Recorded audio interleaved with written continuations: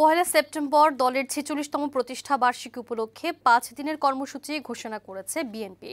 বুধবার বিকেলে নয়াপল্টনে দলের কেন্দ্রীয় কার্যালয়ে যৌথ সভা শেষে কর্মসূচি ঘোষণা করেন দলটির মহাসচিব মির্জা ফখরুল ইসলাম আলমগীর। প্রতিষ্ঠা বার্ষিকী উপলক্ষে জিয়াউর রহমানের সমাধিতে শ্রদ্ধা, শোভাযাত্রা, আলোচনা সভা, বৃক্ষরোপণ কর্মসূচি পালনের কথা জানানো হয়।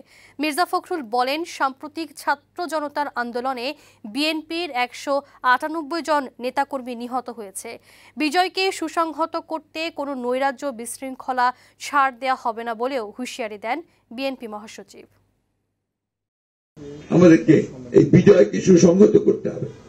আজকে কেউ যদি সন্ত্রাস করতে চায়, কেউ যদি আপনার চাঁদাবাজি বা অন্য কিছু করে ক্ষতি করতে চায়, সেটাকে আমাদেরকে রাজনৈতিক নেতৃবৃন্দকে আমাদেরকে সেটাকে রুখে দিতে হবে।